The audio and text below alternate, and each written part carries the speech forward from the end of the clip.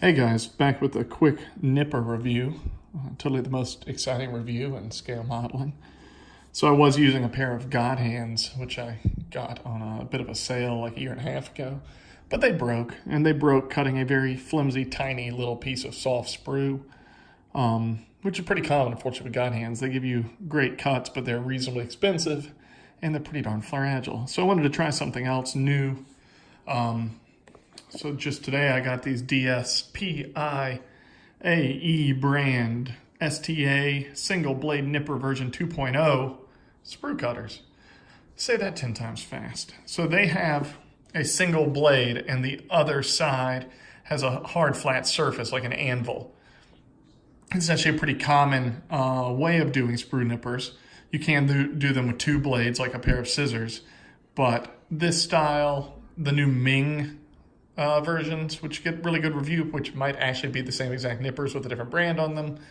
The Gundam Planet nippers that a lot of people are a fan of all have a single blade and a flat anvil-like surface on the other side. On the other hand, Tamiya 123s, which get a lot of really good reviews, are two-blade cutters.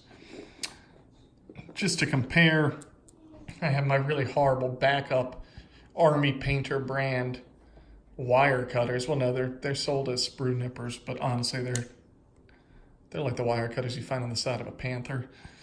And I did get these on the recommendation of a couple guys in the Scale Modelers critique group.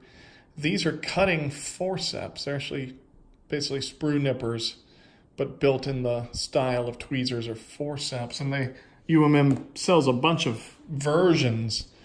I got two of the flat styles. They are dual cutting edge, like a pair of scissors. Aside from being kind of novel and small and being able to reach into kind of interesting spots, these are also cheap. They're only like $10 to $12. These DSPIAEs were about $30 shipped off eBay, which is reasonably similar to the Tamiya and the Gundam Planets, which run around $35 if you're shopping around. So I'm not going to make you watch me cut sprue, but I already cut some identical pieces out with these nippers as best I could. So with these horrible Army Painter ones, you can see it looks like I just twisted the piece off. There's a ton of cleanup to do, and kind of a hot mess. Now using these UMM forceps style, they should do a really good job. There's a little small piece of styrene left, but nothing you couldn't clean up with the blade. Ooh, sorry about the focus, guys. Real quick, sand it down. Certainly serviceable. I like these. I used these all last week while I was waiting for these new guys to come in. They're great. They're certainly the most affordable, decent nippers I have. The only real issue with them is it takes a fair amount of strength. You don't have the leverage help that you get with a pair of scissors. Now, I'm huge and strong like ox, so I have no problem, snipping sprue with this. But my daughter, who's 6, actually found it kind of hard to pop out her little Gundam character using those. Now, these DSPIAEs really did a beautiful job. Very similar to the God hands I had before. I mean, there's a tiny little mark you need to clean up on one of the 3 cuts. The other 2, you really can't even tell where I cut. You might need zero cleanup or just a quick swipe with a sanding stick. So they cut well. They cut really well. They also have a pretty over-the-top box. I feel like I'm getting an Apple product. You get this nice, firm, hard cardboard box. It came in like a tamper-resistant seal. You open it up. You get layers of goodies.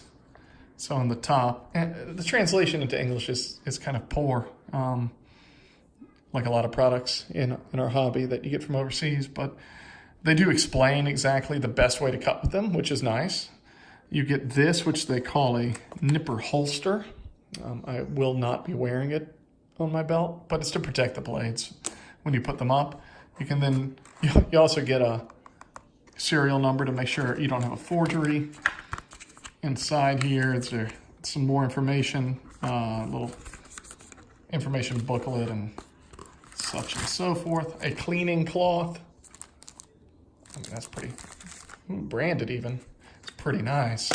And then once you get inside, you have the actual nippers and a little tool to adjust the spring lockout distance if you want to. They're nice in the hand. They feel they're about the same size as a pair of God hands or Tamiya nipper cutters. You can clearly, it's hard to see obviously with this camera, but you can see one side is a sharp blade and the other is flat. But they're really well made, easy to hold, all the things you look for in nippers. So anyway, I'll post some follow-up once I've been using them for a couple months, but if you're in the market for a new pair of nippers and you like stylish red and a ton of accoutrement, like a nipper holster, consider this style. Thanks for tuning in.